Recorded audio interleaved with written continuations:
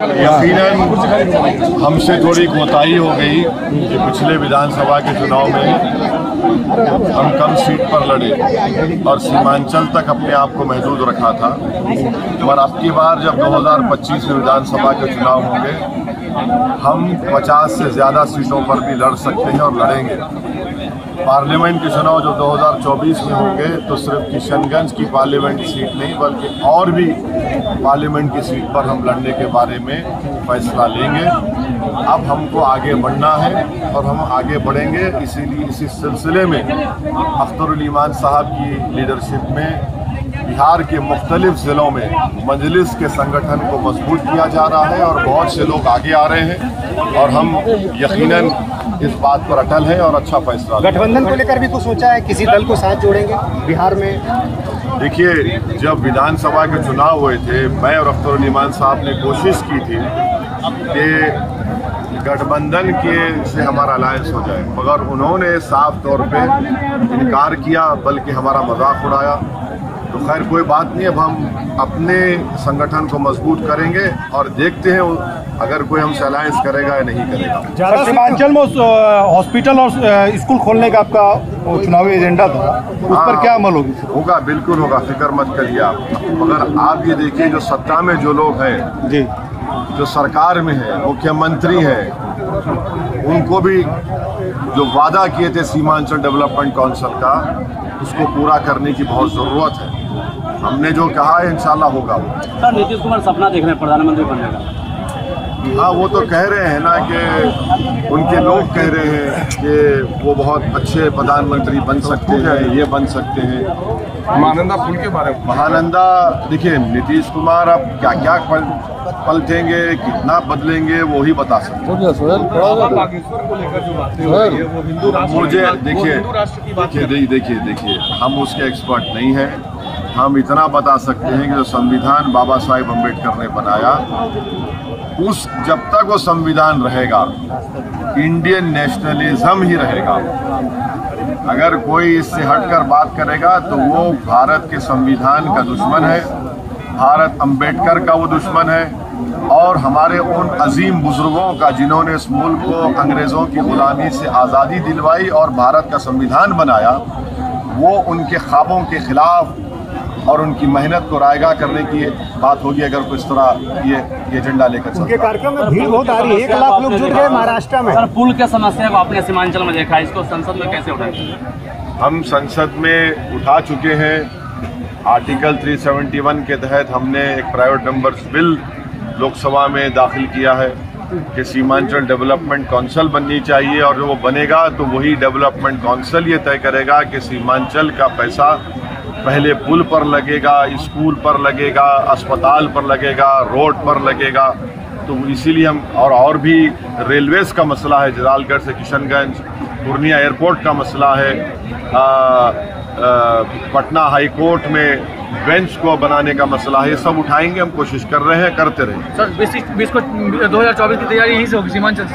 Sir, UP में जो है 2024 की चुनाव की तैयारी होगी वो होगी, मगर ये जो सीमांचल का मसला है ये सिर्फ राजनीति के तक का मसला नहीं है। बिहार सरकार ने रमजान में 1 घंटे की रियायत दी है लोगों को। एक बात सुनिए, हम सब सुन लिए, हम जब रोज़ा रखते हैं तो नीतीश कुमार या तेजस्वी यादव के नहीं रखते। हम रोज़ा इसलिए रखते क्योंकि अल्लाह सुब्हानहू व तआला ने मुसलमानों को यह कहा कि रोज़ा रखो और वो फ़र्ज़ है हर सेहतमंद मुसलमान के लिए। अगर आपको मुसलमानों से इतनी मोहब्बत है तो वो टीचर के पोस्ट खाली हैं, उसको पूरा कर दीजिए ना। मदरसा बोर्ड का चेयरमैन बनाइए, माइनॉरिटी कमीशन का चेयरमैन बनाइए। आपको मुसलमानों से इतनी मोहब्बत है तो फिर आपने वो 8 साल के बच्चे रिजवान को 8 दिन अपनी माँ से दूर क्यों रखा? अगर आपको मुसलमानों से मोहब्बत है तो फिर ये गाया समस्तीपुर में मॉब लिंचिंग के जो वाक़यात हो रहे, रुकाइए उसको। वैशाली में एक मुस्लिम लड़की को, गुलनाज को पानी में डुबो कर मार दिया गया और आपका मुस्लिम विधायक वहाँ पर जाता नहीं है डरने के लिए। का विरोध कर रही है बीजेपी। हम ये कह रहे हैं कि ये मुसलमानों के ये मसले हैं, आप इन मसलों को हल करिए। रोज़ा हम रहते हैं 11 घंटे 11.5 घंटे, अब आप एक इफ्तार की दावत करेंगे, टोपी पहन लेंगे। टोपी आप अपने सर पर नहीं पहन रहे, मुसलमानों के सर पर टोपी पहनाने का काम आप लोग करते हैं। अरे 12 घंटे मैं रोजा रहता हूं, हम आपको मुंह में खजूर डालें, ये क्या बात है? अरे भाई जो बुनियादी बात है उस पर काम करिए ना।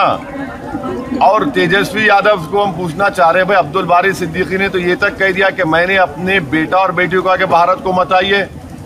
इनको डर है, इनका डर निकल आइए आप। सर यूपी से मस्जिदों से लाउड स्पीकर उतारने की बात हो रही है। देखिए यूपी में जो बुलडोजर की जो सियासत हो रही है वो संविधान के खिलाफ हो रही है। सर क्या राहुल गांधी को माफी मांगना चाहिए? हाँ? राहुल गांधी को माफी मांगना चाहिए। किस बार है राहुल गांधी को माफी मांगना चाहिए? मुझे नहीं मालूम आप क्या बात कर रहे हो, वो उनसे पूछिए। वो कांग्रेस दो बात कह रहे हैं, एक तो विदेश में जो उन्होंने बयान दिया, उनसे पूछिए। और महिलाओं को लेकर जो बातें की, दिल्ली पुलिस पहुंच गई उनके घर पे नोटिस। वो बताएंगे दिल्ली पुलिस को, हमको क्या मालूम। हमको जो मालूम हम बता रहे हैं आपको। सर बीजेपी के द्वारा लगातार ये बोला जा रहा है मुसलमानों को वोट का अधिकार छीन लेनी चाहिए, लगातार बयान आ रहा है भाजपा के नेताओं। आपकी यात्रा से पहले भाई नरेंद्र मोदी भारत के प्रधानमंत्री को इस पर बोलना चाहिए। क्या वो भी इसकी तायद करते हैं? वो कब तक खामोश बने बैठे रहेंगे? कुछ तो बोलिए प्रधानमंत्री जी।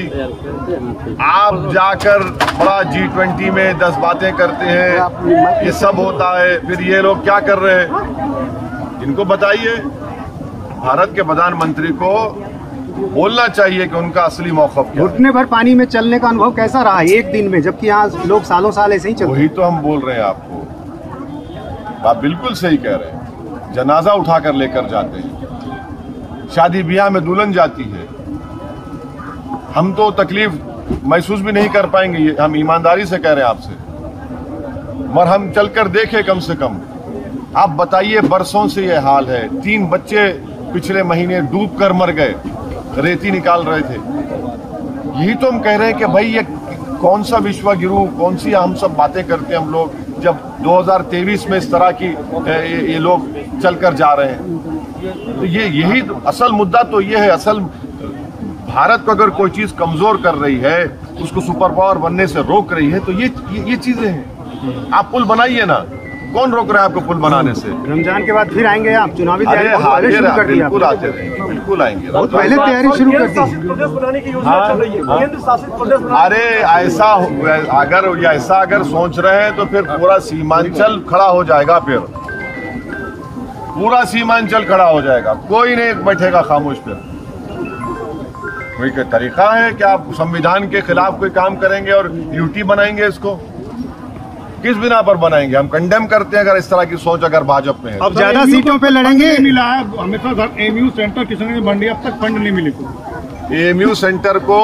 प्रदेश सरकार भी फंड दे सकती है, उनके एजुकेशन डिपार्टमेंट से फंड दीजिए। और कांग्रेस के नेताओं को माफी चाहनी चाहिए जो उन्होंने झूठ बोला है।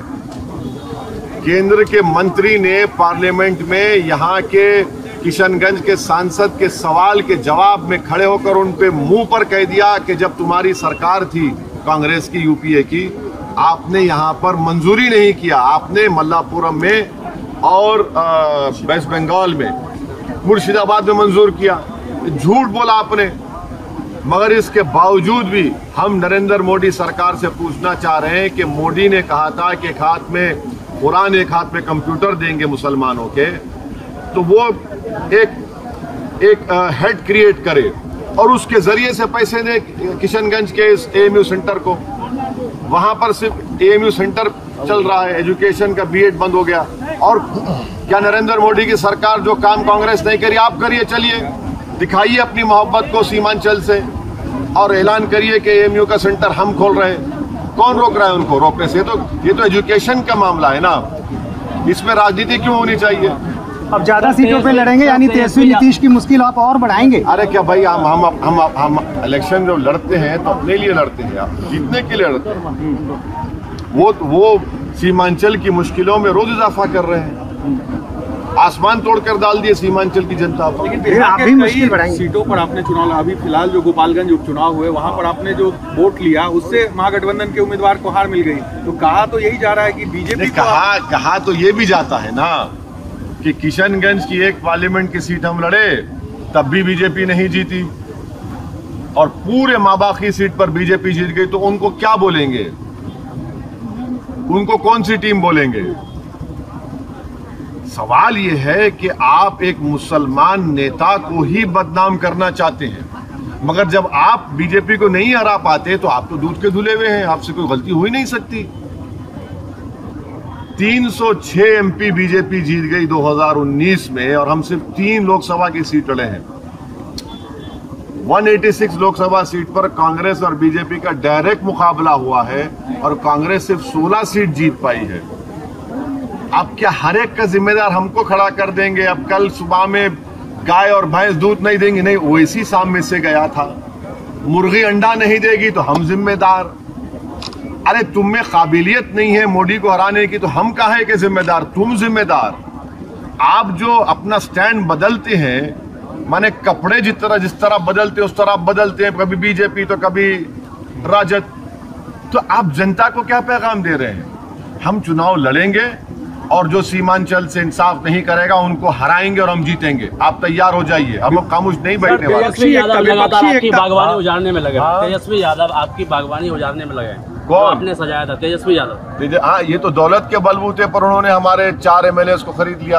अब आप देखिए, महाराष्ट्र में उद्धव ठाकरे की सरकार चले गई तो ये तमाम सेक्युलर पार्टी के लोग इतना पुकार रहे हैं कि लोकतंत्र का मर्डर हो गया।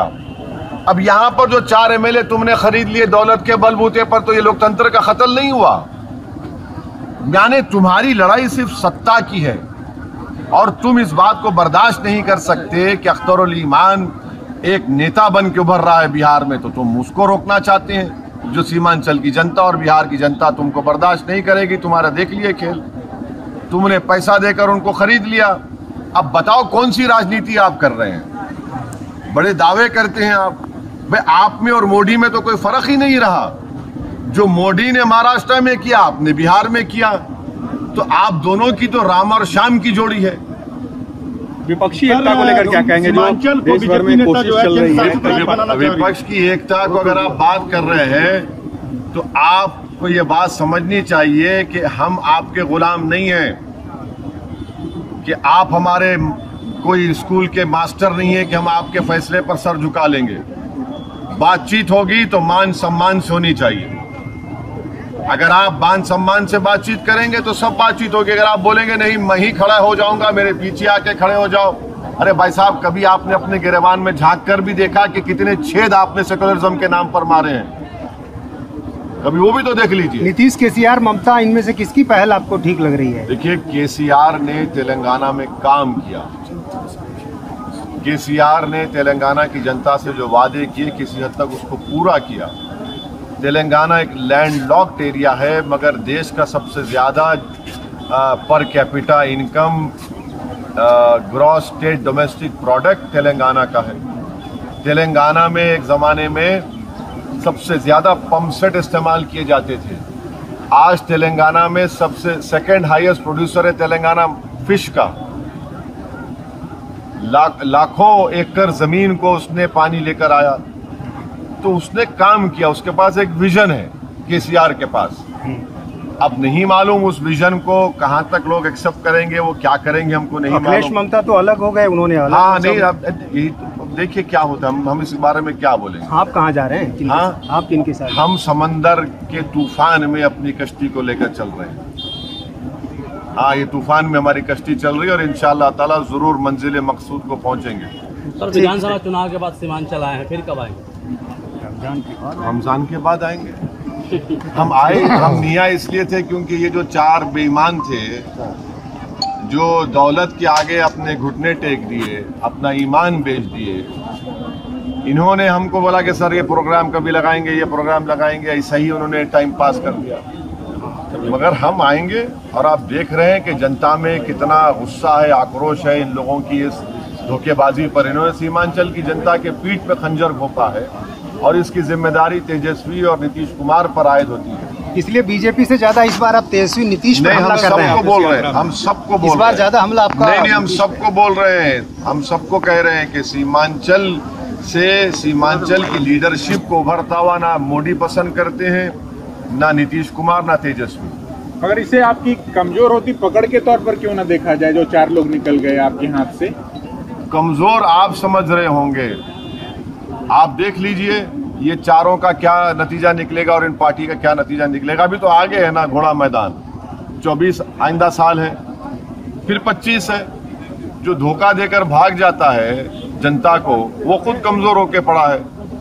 अब उनको कोई पूछता भी नहीं है इन बेचारों को। पैसे दिए गए थे इनको, कुछ खबर मिली? नहीं, इनको तो बहुत मलाई दी गई थी, हम तो सुने, भले लालच दिया गया था। दौलत है ना, सत्ता में है।